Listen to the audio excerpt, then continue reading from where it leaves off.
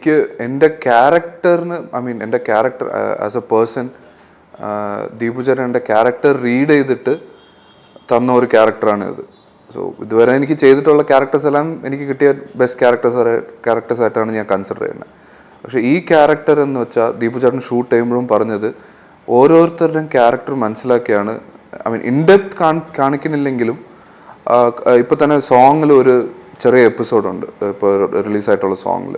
അപ്പോൾ ആ എപ്പിസോഡിൽ എൻ്റെ പേഴ്സണൽ ഫാമിലി എമോഷൻസ് വർക്കൗട്ട് ചെയ്യുന്ന പോലെയാണ്.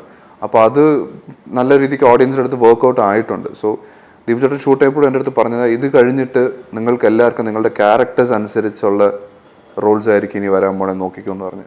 സോ ആ ഒരു രീതിയിൽ കൺസിഡർ ചെയ്ത് നോക്കുമ്പോൾ ഈ ക്വസ്റ്റ്യൻ ചോദിച്ചപ്പോൾ ആണ് എൻ്റെ ക്യാരക്ടറിന് സൂട്ടാവുന്ന ഒരു റോളാണ് ഇത്. ഇതിന് മുമ്പ് ഞാൻ ചെയ്തിട്ടുള്ളതും ത്രൂ ഔട്ട് ഒരു വില്ലനായിരുന്നു ശരിക്കും, അച്ചാദൻ മമ്മൂക്കയുടെ കൂടെ. പക്ഷെ ഇതിൽ ഒരു ക്യാരക്ടർ റോളാണ്. അതായത് എനിക്ക് ജയിൽ പുള്ളി ആണെങ്കിലും നമ്മൾ അതിന് എന്തുകൊണ്ടാണ് ജയിൽ പുള്ളി ആയ ഈ ഒരു ക്രിമിനൽ അങ്ങനത്തെ ഒരു ബാക്ക്ഗ്രൗണ്ട് ഇല്ലാതെ ഓക്കെ ഇവൻ ജയിലിലായിപ്പോയി, പക്ഷെ ഇനിയിപ്പോൾ ഇവന് സ്പോർട്സിൽ ഇൻട്രസ്റ്റ് ഉണ്ട്, വോളിബോൾ കളിക്കാനുള്ള താല്പര്യമുണ്ട്. അപ്പോൾ അതിനുവേണ്ടി ഇവൻ ചെയ്യുന്ന ട്രെയിനിങ്ങും അങ്ങനെയാണ് പോകുന്നത്. സോ ഓവറോൾ ഒരു നല്ല ക്യാരക്ടർ ആണത്.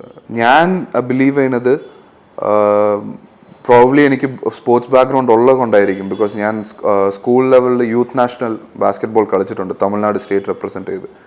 സോ ആ ഒരു കാര്യം ദീപു ചേട്ടൻ അറിയാം.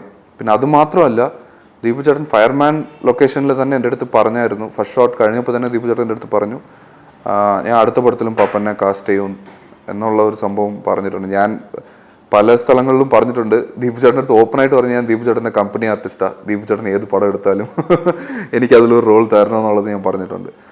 പ്രത്യേകിച്ച് ഞാൻ ചോദിച്ചിട്ടില്ല. പക്ഷെ ഞാൻ എൻ്റെ സ്ട്രോങ് ബിലീഫ് എന്ന് പറഞ്ഞാൽ എൻ്റെ ഒരു സ്പോർട്സ് ബാക്ക്ഗ്രൗണ്ടും ഉള്ളത് കൊണ്ടായിരിക്കും ദീപു ചേട്ടൻ എന്നെ ഈ പടത്തിൽ ബിക്കോസ് എനിക്ക് ഈ ക്യാരക്ടർ ഈ സ്പോർട്സ് ഈസി ആയിട്ട് വോളിബോൾ പിക്കപ്പ് ചെയ്യാൻ പറ്റിയ ഒരു ടെൻഡൻസി ഉള്ളത് കൊണ്ടായിരിക്കും ദീപു ചേട്ടൻ എന്നെ ഈ പടത്തിൽ കാസ്റ്റ് ചെയ്തത്. ഇതിൻ്റെ തുടക്കം എന്ന് വെച്ചാൽ നമ്മൾക്ക് ഒരു ഷൂട്ട് തുടങ്ങുന്നതിന് ഒരു 2 weeks മുമ്പ് ട്രിവാൻഡ്രത്ത് ജിമ്മി ജോർജ് സ്റ്റേഡിയത്തിൽ നമ്മളിന് വോളിബോൾ ക്യാമ്പ് ഉണ്ടായിരുന്നു. നാഷണൽ കോച്ചാണ് ഹരിലാൽ സാർ എന്ന് പറഞ്ഞിട്ട്, നമ്മുടെ നാഷണൽ വോളിബോൾ കോച്ച്, മെൻസ് ടീമിൻ്റെ കോച്ചായിരുന്നു. ആ സാറിനെ വിളിച്ചു വരുത്തി നമ്മൾ 2 weeks ഡെയിലി മോർണിംഗ് ക്യാമ്പ് ഉണ്ടായിരുന്നു. അതായത് നമ്മൾ ഈ പടത്തിലുള്ള ഈ ആർട്ടിസ്റ്റ് എല്ലാവർക്കും ക്യാമ്പ് ഉണ്ടായിരുന്നു. അപ്പോൾ ഞാൻ ഇതിന് മുമ്പേ വോളിബോൾ കളിച്ചിട്ടുണ്ട് സ്കൂൾ ലെവലിൽ, ചുമ്മാ ചെറിയതായിട്ട്. അപ്പോൾ ആ ഒരു ഇതും ഉള്ളതുകൊണ്ട് എനിക്ക് പിക്കപ്പ് ചെയ്യാൻ ഈസി ആയിരുന്നു. ഈ പോസ്റ്റേഴ്സും കൺട്രോളും എല്ലാം പിക്കപ്പ് ചെയ്യാൻ ഈസി ആയിരുന്നു. അത് മാത്രമല്ലാതെ നമ്മൾ ഡെയിലി ഷൂട്ട് ഉള്ളപ്പോഴും ത്രൂ ഔട്ട് ദ ഷൂട്ട് ഞങ്ങളുടെ കൂടെ കോച്ച് ഉണ്ടായിരുന്നു. സോ ഓരോ ഷോട്ടിന് ചെയ്യുമ്പോഴും ആ കറക്റ്റ് പെർഫെക്ഷൻ കിട്ടാൻ വേണ്ടിയിട്ട് കൂടെ തന്നെ കോച്ച് നിന്ന് എല്ലാം പറഞ്ഞു കൊടുത്ത് ചെയ്യിക്കുന്നുണ്ടായിരുന്നു. അതുമാത്രമല്ലാതെ ഈ എല്ലാവരും ഈ മൂവിയിൽ എല്ലാവർക്കും ഭയങ്കര എനർജി, ആ എനർജി ഇപ്പോഴും ഉണ്ട്. ഞങ്ങളിപ്പോൾ മീറ്റ് ചെയ്യുമ്പോഴും ആ കാസ്റ്റ് ഫുൾ മീറ്റ് ചെയ്യുമ്പോഴും ആ എനർജി ഉണ്ട്. ബിക്കോസ് ഈ സ്പോർട്സ് എന്ന് പറഞ്ഞാൽ നമ്മൾ എല്ലാവർക്കും ഒരു എനർജിയാണ്, എനർജി ഇല്ലാതെ സ്പോർട്സ് ഇല്ല. അപ്പോൾ നമ്മൾ ഓരോ ഷോട്ടും ആ മൂവിയിൽ ആ ഒരു എനർജിയോടാണ്. ബിക്കോസ് നമ്മൾ യൂഷ്വലി ഒരു പടത്തിൽ ഷോട്ടിന് വിളിക്കുമ്പോൾ ഒരു സീൻ അഭിനയിക്കാനാണ് പോണത്, ഇത് നമ്മൾ കളിക്കാനാണ് പോണേ. അപ്പോൾ എപ്പോഴും ആ എനർജി എല്ലാവർക്കും ഉണ്ടായിരുന്നു. ആ ഒരു എനർജിയാണ് ഈ പടത്തിൻ്റെ ഒരു ടീം വർക്ക് ഈ എനർജിയിൽ കാണാൻ പറ്റുന്നുണ്ട്. അവിടുത്തെ ഞാനും ദീപു ചേട്ടൻ്റെ അടുത്ത് ചോദിച്ചായിരുന്നു, ഇത് എന്തുകൊണ്ടാണ് ജയിൽ. ഒരുപക്ഷെ ദീപു ചേട്ടൻ പോയി കണ്ടായിരുന്നു ഈ ജയിലിലെ സംഭവങ്ങൾ. സ്ക്രിപ്റ്റ് കഴിഞ്ഞിട്ടാണ് ജയിൽ ഡിസൈഡ് ചെയ്തത്.